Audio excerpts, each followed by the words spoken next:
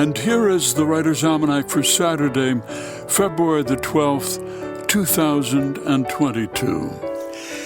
It's the birthday of two men born on the same day in 1809, Charles Darwin and Abraham Lincoln. Abraham Lincoln, born near Hodgenville, Kentucky, 1809. Little is known about his early life. He never wrote any memoirs. We know that he was born in a log cabin. He had only about a year of traditional schooling.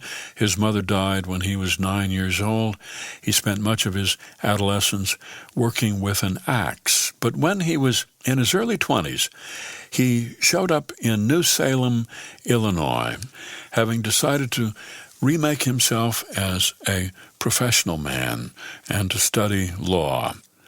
Charles Darwin, born Shrewsbury, Shropshire, England, 1809 on this day, took his famous voyage to South America when he was only 22, bringing with him a book called Principles of Geology by Charles Lyell, which suggested that the Earth was millions of years old. Studied the animals on the Galapagos Islands, and it took Darwin a long time to publish his findings about evolution because he was afraid of being attacked as an atheist. The book finally came out in 1859. It's the birthday of the poet and editor Deborah Garrison, born Ann Arbor, Michigan, 1965, graduated from Brown, married her high school sweetheart, joined the staff of The New Yorker. Her first poetry collection, A Working Girl Can't Win, published in 1998, sold over 30,000 copies, a lot for a book of poetry. And it's the birthday of Judy Blume, born Elizabeth, New Jersey, 1938, author of more than 24 books for young people. Started writing seriously when she was 27. She had 2 preschool children. Stories were rejected for the first 2 years.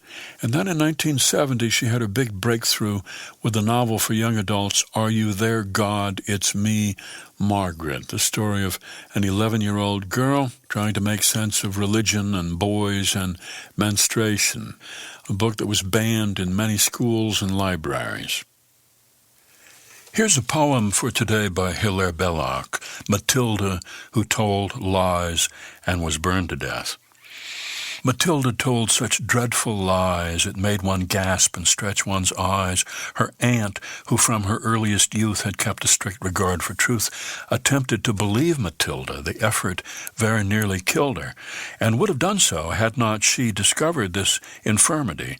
For once, towards the close of day, Matilda, growing tired of play and finding she was left alone, went tiptoe to the telephone and summoned the immediate aid of London's noble fire brigade. Within an hour, the gallant band were pouring in on every hand from Putney, Hackney Downs, and Bow. With courage high and hearts aglow, they galloped roaring through the town. Matilda's house is burning down. Inspired by British cheers and loud proceeding from the frenzied crowd, they ran their ladders through a score of windows on the ballroom floor and took peculiar pains to souse the pictures up and down the house, until Matilda's aunt succeeded in showing them they were not needed, and even then she had to pay to get the men to go away. It happened that a few weeks later her aunt was off to the theater to see that interesting play, The Second Mrs. Tanqueray. She had refused to take her niece to hear this entertaining piece, a deprivation just and wise to punish her for telling lies. That night a fire did break out.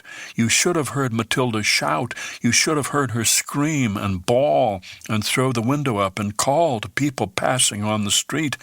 The rapidly increasing heat encouraging her to obtain their confidence, but all in vain, for every time she shouted fire, they only answered little liar, and therefore when her aunt returned, Matilda and the house were burned. A poem by Hilaire Belloc, Matilda, who told lies and was burned to death. That's the Writer's Almanac for Saturday, February the 12th. Be well, do good work, and keep in touch.